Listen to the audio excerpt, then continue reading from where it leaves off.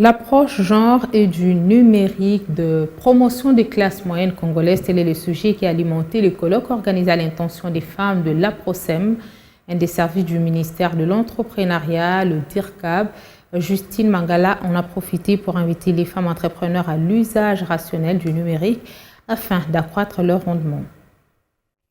Au cours de ces colloques tenus sous la conduite du DG Pascal Tchelo de l'Agence de la promotion de classe moyenne congolaise, en présence de la secrétaire générale en entrepreneuriat, les femmes de l'APROSEM ont eu droit à des enseignements riches pouvant permettre à la femme à promouvoir ses activités afin de participer à l'émergence d'une classe moyenne en RDC. La nécessité d'intégrer la femme à accéder au numérique s'avère donc nécessaire. Pour bâtir une société plus inclusive, la direction générale de l'APROSEM entend inscrire dans son agenda 2023 une série d'actions. Il s'agit notamment,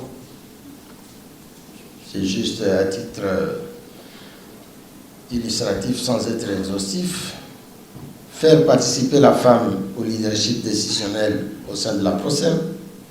C'est un engagement ferme. Fournir progressivement des ressources numériques à tous les agences et cadres de l'APROSEM en s'assurant bien sûr de leur meilleure utilisation.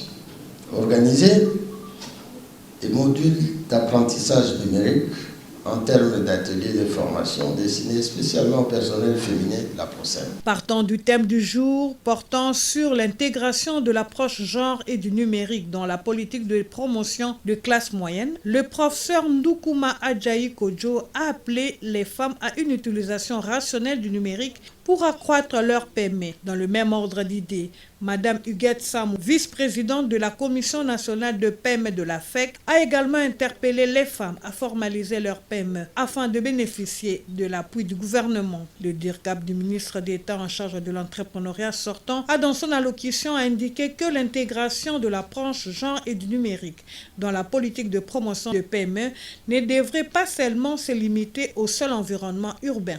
L'autonomisation de la femme rurale s'avère aussi nécessaire, a estimé Maître Justin Magala. Il est donc nécessaire, si pas urgent, pour l'APROSEM de prendre des mesures courageuses afin de rencontrer les femmes dans leur milieu, les encourager, les accompagner dans les processus de migration de leur secteur informel non profitable au secteur formel qui leur accordera les possibilités d'accéder au marché de financement, mais aussi à la possibilité d'accéder aux outils modernes des nouvelles technologies de l'information et de la communication, qui sont de nos jours des instruments incontournables dans le développement de l'économie mondiale.